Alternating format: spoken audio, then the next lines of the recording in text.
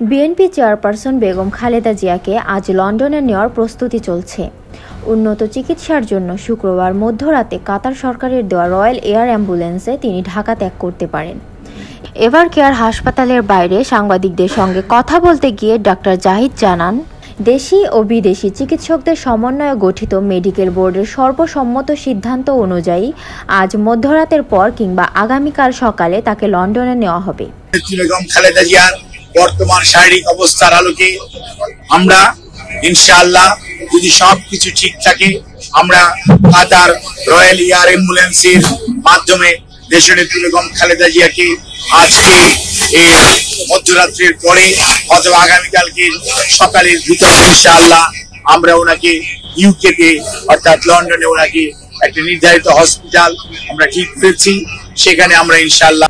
এ সময় খালেদা জিয়ার সঙ্গে দেশের ও বিদেশের বেশ কয়েকজন বিশেষজ্ঞ চিকিৎসকও থাকবেন। গত 23 নভেম্বর রাতে অসুস্থতা বেড়ে যাওয়ায় তাকে এভার কেয়ার হাসপাতালে ভর্তি করা হয়। ফুসফুসে সংক্রমণ ধরা পড়ার পর তার শারীরিক অবস্থা দুর্বল হতে থাকে। গত 30 নভেম্বর ভোরে অবস্থার অবনতি হলে তাকে এসডিইউ থেকে সিসিইউতে স্থানান্তর করা হয়।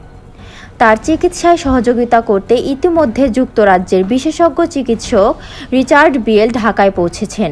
পাশাপাশি চীন থেকে 4 সদস্যের একটি মেডিকেল দল বুধবার রাতে এসে চিকিৎসায় যুক্ত হয়েছেন। এর আগে 1 ডিসেম্বর চীনের আরও একটি 5 সদস্যের অগ্রবর্তী দল ঢাকায় আসে।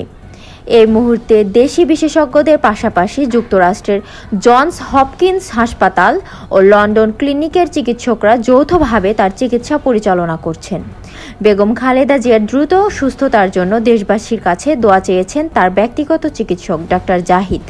আত্মীয় স্বজনের পক্ষ থেকে আমরা আপনাদের কাছে দোয়া চাই, কৃতজ্ঞতা জানাই, আপনাদের সবার সহযোগিতা চাই।